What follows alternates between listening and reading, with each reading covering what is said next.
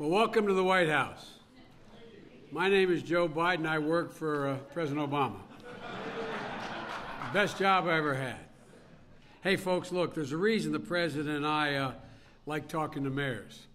You're the one group of elected officials that get things done, in large part because you have no option but to get things done. And also, most of the innovation is coming from you all. Today, I got further evidence of that when I talked with a few of you about what we can do together on the job skills and workforce development. We promised back in 2009 that we'd be a strong partner with you. And I'm confident in saying that because of the man I'm about to introduce, we've kept that promise. President Obama understands cities better than most American presidents have in American history. He knows cities face unique challenges when it comes to building infrastructure, creating jobs. And that's why he nominated a big city mayor, Anthony Foxx. He doesn't have all the money in the world, but he's ready to help. And also, I've gotten a chance to work directly with so many of you during the Recovery Act. The only reason it worked, the only reason there was less than 1% waste or fraud, including with our Republican friends who investigated, is because of you. You made it work. You're used to getting things done on time, mostly under budget, and getting answers back to people immediately. And and it never ceases to amaze me the tough political decisions you guys and women you make every single day in doing your job to save your neighborhoods, to rebuild and balance your budgets, and to bring jobs back to your communities. So I'm honored to have you here. We're honored to have you here, and I'm really honored to introduce the best friend the cities have ever had in this White House, President Barack Obama. Thank you. Thank you. Thank you so much. Thank you, everybody. Thank you. Thank you.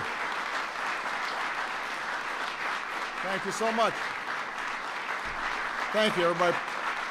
Thank you. Please have a seat. Well, welcome to the White House. It is great to have you. For those of you who've been here before, welcome back. I see a lot of friends and a lot of familiar faces around the room, but I've also already had a chance to meet some newly elected mayors. So to all of you, congratulations, and make sure you're shoveling the snow. Just a little piece of advice. It's been cold. We've got more than 250 mayors here from more than 45 states and territories. You represent about 40 million Americans, and over the last 5 years, thanks in part to the partnerships that we've been able to forge with mayors in this room and across the country, we've accomplished some big things on behalf of the American people. But you know as well as anybody that while our economy is growing stronger and we are optimistic about growth this year and in subsequent years, we've got a lot more work to do to make sure that everybody has a chance to get ahead. If they're willing to work hard and take responsibility, they've got to be able to participate in that growth. And every day, mayors are proving that you don't have to wait for the gridlock to clear in Congress in order to make things happen. Mayor Greg Stanton in Phoenix and Mayor Ralph Becker in Salt Lake City have ended chronic homelessness among veterans.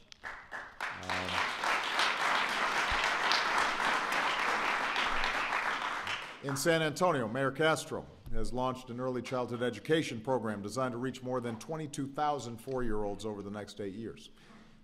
In Fresno, Mayor Ashley Swearingen is spearheading projects to develop her city's downtown, including a high-speed rail station that's going to help attract jobs and businesses to the Central Valley.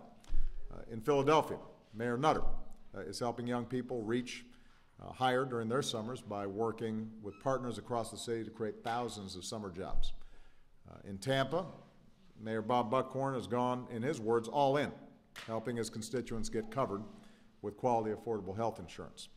So mayors from both parties are part of the climate task force, helping to make sure that cities have what it takes to withstand changes that may be taking place in our atmosphere in the years to come. More than 1,000 mayors across America have signed agreements to cut dangerous carbon pollutions.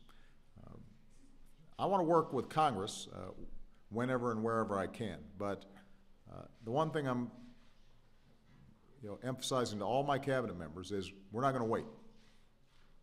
Where Congress is debating things and hasn't been able to pull the trigger on stuff, my administration is going to move forward, and we're going to do it in partnership with all of you.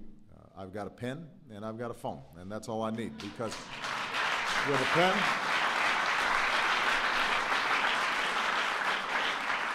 pen I can take executive actions. With a phone I can rally folks from around the country to help grow the economy and restore opportunity. And that's what today hopefully has been about. You've met with members of the administration. You've gotten to know each other, but also hopefully they've given you some insight into where we see the most promising programs, things that are working, best practices, and we want to cooperate and coordinate with you as effectively as we can to make sure that whatever works is getting out there and hitting the streets and actually having an impact on people's lives. And frankly, there are a lot of things that folks in this town could learn from all of you. And I want to close by personally saying how much it means to me to have you here today. As Joe mentioned, I know a little something about cities. I got my professional career started as somebody working in some of the toughest neighborhoods in Chicago. But I also saw how hard work can transform communities, block by block, neighborhood by neighborhood, and to see the resilience and the strength of people and the incredible vibrancy that cities bring to not just those who live within the boundaries of cities, but entire regions. That's what you understand, and I want to make sure that I've got your back in everything that you do. So I want to say thank you to all of you for making sure that your constituents are well served, but as a consequence, America is well served.